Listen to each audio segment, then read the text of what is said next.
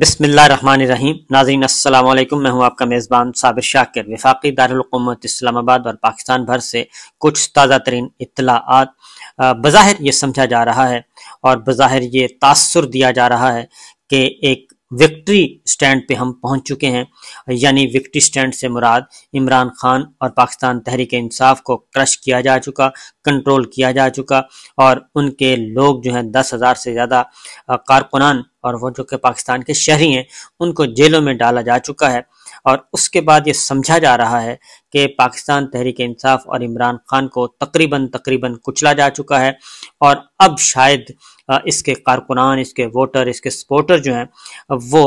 نظر نہ آئیں، اور اب کسی قسم کا کوئی رد عمل بھی پہلے جیسا نہ ہو اور احتجاج بھی نہ ہو، اور عمران خان صاحب جو ہیں اگر احتجاج کی کال دیں یا پھر پرامن احتجاج کی کال دیں تب بھی کوئی اپنے گھروں سے نہیں نکلے گا، کیونکہ ہم نے خوف و ہراس ہی اتنا پھیلا دیا ہے کہ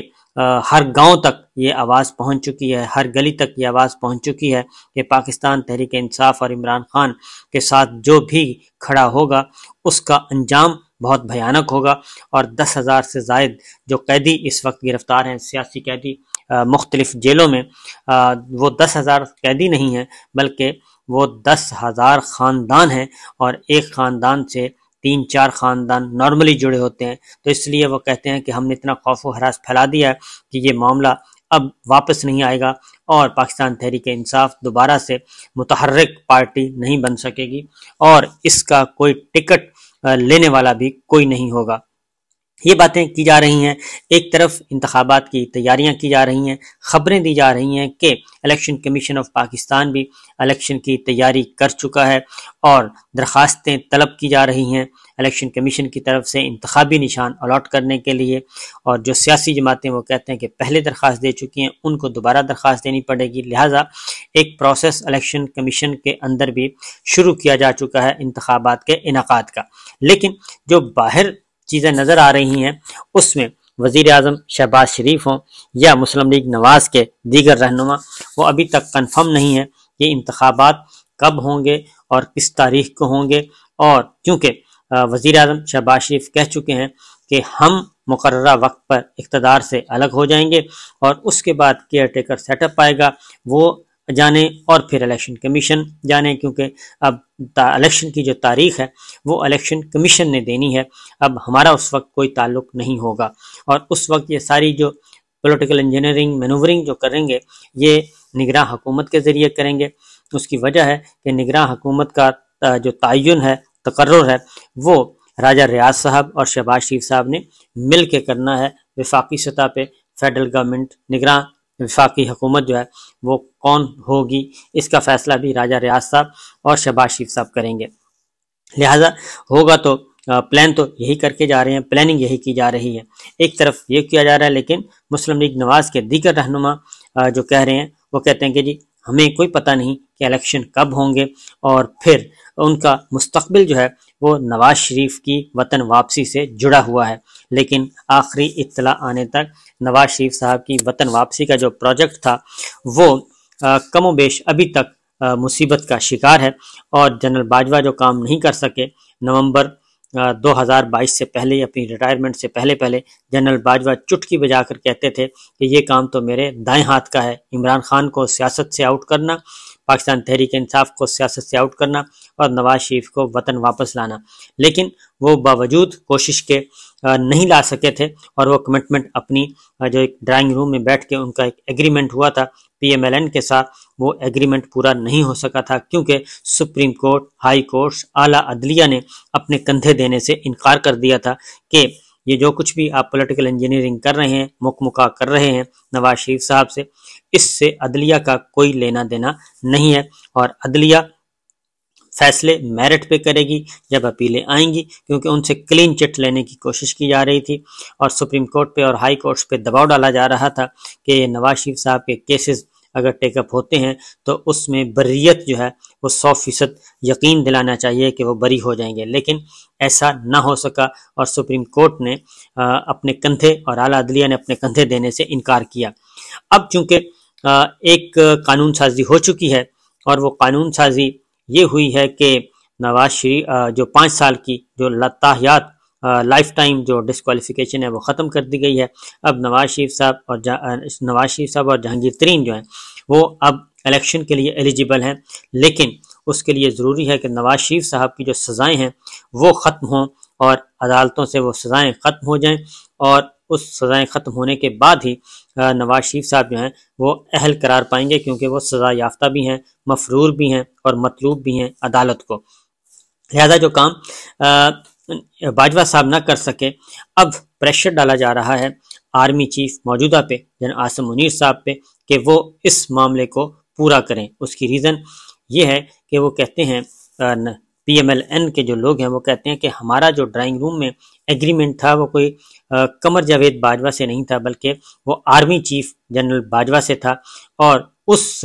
ڈرائنگ روم میں بیٹھ کے جو معاہدہ کیا ہے اس معاہدے کو عمل پذیر ہونا چاہیے، خواہ اس کے بعد کوئی بھی آرمی چیف آئے، کیونکہ آرمی چیف سے معاہدہ ہوا تھا ہمارا،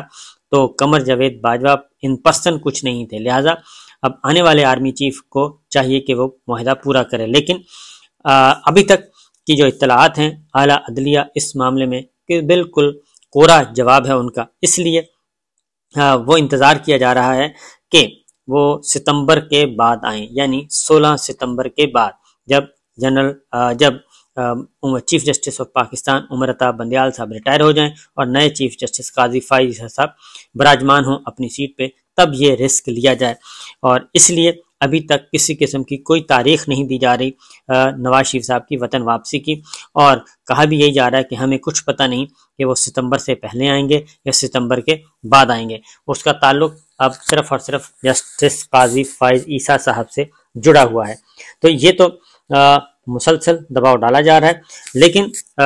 جو دوسری جانب یہ اس وقت تک ممکن نہیں ہے جب تک اعلیٰ عدلیہ جو ہے وہ یہ کام نہ کرے، اور اس کا انتظار کر رہے ہیں۔ بہرحال دوسری جانب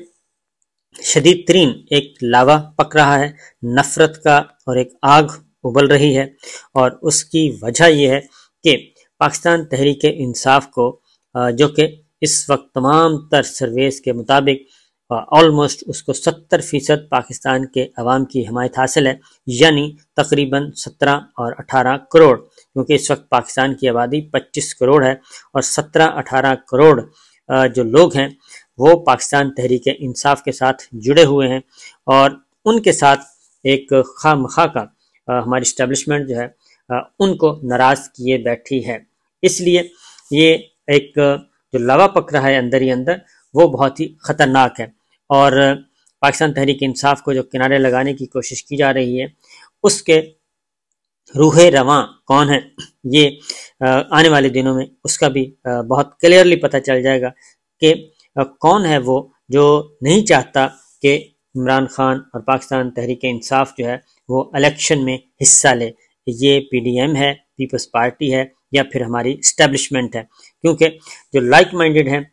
دانشور وہ بدستور یہ کہہ رہے ہیں کہ عمران خان اور پاکستان تحریک انصاف اگلے الیکشن میں نہیں ہوگی، لیکن یہ کہنا آسان ہے اور کرنا کافی مشکل ہوگا، کیونکہ جب الیکشن کا طبل بجے گا اس کے بعد اندازہ ہو سکے گا کہ کیا صورتحال ہے اور کس حد تک یہ کانفیڈنٹ ہیں کہ جناب یہ ہو جائے گا۔ اس لیے جو میرے پاس اطلاعات ہیں اور کچھ خبریں آ بھی رہی ہیں کہ پاکستان تحریک انصاف اس کے باوجود کہ اس کے 10,000 کارکن گرفتار ہیں، رہنما ساری کی ساری لیڈرشپ گرفتار ہے، اور یا پھر پارٹی چھوڑ کے جا چکی ہے، یا پھر ان کو پارٹی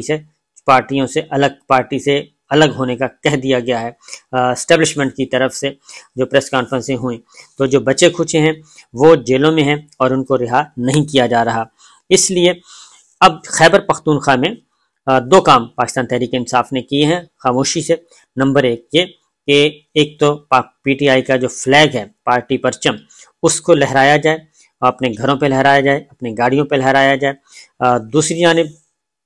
ایک اور کام بھی پاکستان تحریک انصاف کر رہی ہے، اور اب لوگ جو ہیں وہ اس قدر غصے میں ہیں کہ اب خیبر پختونخوا میں لوگوں نے حلف برداری کی تقاریب شروع کر دی ہیں۔ حلف برداری ہو رہی ہے گلی گلی کوچے کوچے میں، جس میں یہ کہا جا رہا ہے کہ اگر ہمارے گھروں پہ اب کوئی آیا چھاپے مارے، گھر توڑے گئے، نقصان پہنچایا گیا، چادر چار دیواری کے تحفظ کو پامال کیا گیا، تو خیبر پختونخوا کے عوام جو ہیں وہ از خود ایک اپنے آپ سے وعدہ کر رہے ہیں کہ اب ہم اس کا رد عمل دیں گے اور ایسا کرنے والوں کے خلاف ہم اٹھ کھڑے ہوں گے۔ اگر کسی نے ہمارے گھروں کی چادر چار دیواری کے تحفظ کو پامال کیا تو پھر ہم اٹھ کھڑے ہوں گے۔ یہ سب کچھ کیا جا رہا ہے، اور یہ صرف کیا نہیں جا رہا بلکہ اس کے ہونے کے امکانات بھی بہت زیادہ ہیں۔ اس کی وجہ یہ ہے کہ پنجاب میں تو ایک انہونی جو ہے وہ ہو چکی ہے، اور نہ ہی چادر اور چار دیواری کا تحفظ کیا جا رہا ہے، اس کو بھی پامال کیا جا رہا ہے، آئین قانون کو پامال کیا جا رہا ہے، سپریم کورٹ کے ہائی کورٹس کے فیصلوں کو نہیں مانا جا رہا، اور جو 10,000 سے زیادہ سیاسی قیدی گرفتار ہیں ان کے خاندانوں پر کیا گزر رہی ہے، اس میں عمران ریاض خان بھی شامل ہیں، جو کہ سینئر موسٹ اور انتہائی مقبول ترین ایک جرنلسٹ ہیں۔ ان کو ابھی 2 مہینے ہونے کو ہیں، ان کو بھی